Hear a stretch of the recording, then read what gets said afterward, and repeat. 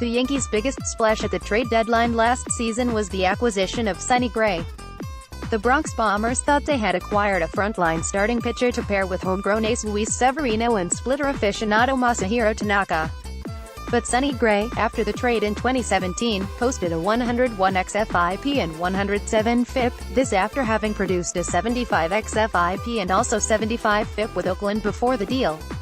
Sonny Gray, since the beginning of 2018, has a 132 xFIP and 115 FIP.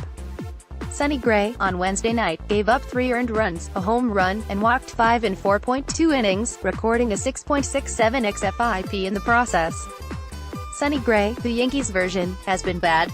One, of course, is curious as to why he's been bad. What happened to the guy who, at the time of the deal, could boast a 3.25 FIP, 8.7 K, 1.175 WHIP, and 3.13 K BB ratio, numbers that were much more in line with his 2013-15 run with the A's?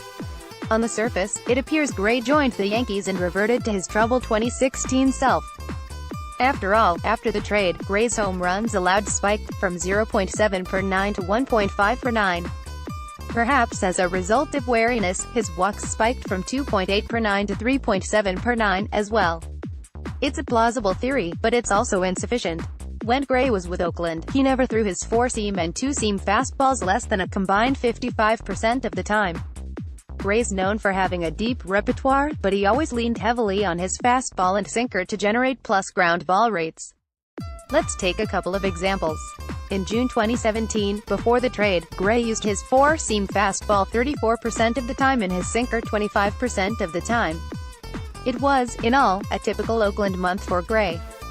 He posted a 2.95 FIP and 3.34 xFIP on the back of an 8.92 K, 9 and 3.05 BB, 9 in 38 innings. In August 2017, after the trade, he continued pitching with pretty much the same mix. He used his 4-seamer 33% of the time and his sinker 31% of the time, generating a 48.2% ground ball rate overall. He posted a 0.6 HR, 9 rate, a 3.79 FIP, and a 4.58 xFIP. That's not great, but it's also not terrible.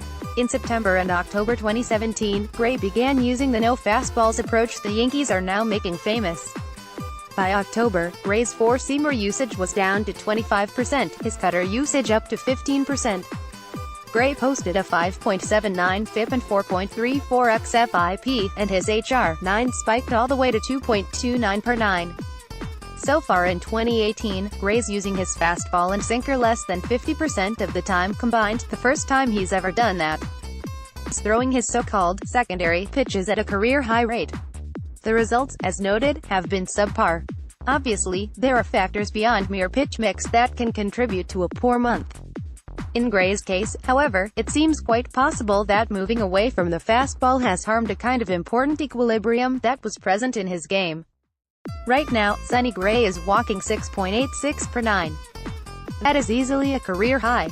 The obvious explanation would appear to be that he's simply not locating his pitches. However, the data appear to suggest that he's visiting the same spots with the same frequency as he has in his best years.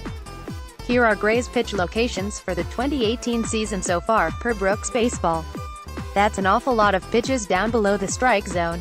Gray isn't missing badly, thought, and, with the exception of maybe a handful of pitches off the corners, it's also not all that different from 2015. The problem, however, has been the rate at which batters are offering at Gray's pitches.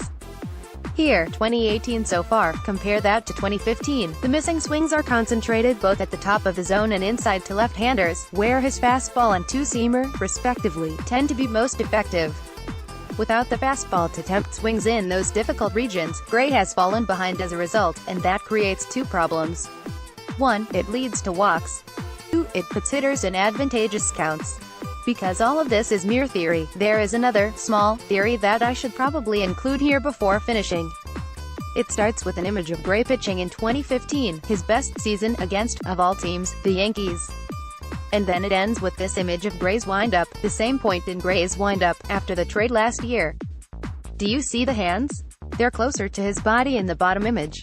Because I'm not a pitching coach, I can't comment on the efficacy of what appears to be a relatively minor alteration. Maybe the change in mechanics is a good thing. but it's definitely there. In any case, the Yankees are conducting an interesting experiment in just how few fastballs a pitching staff can throw. But it always stood to reason there would be a pitcher for whom that approach just didn't work. Sonny Gray might be that pitcher.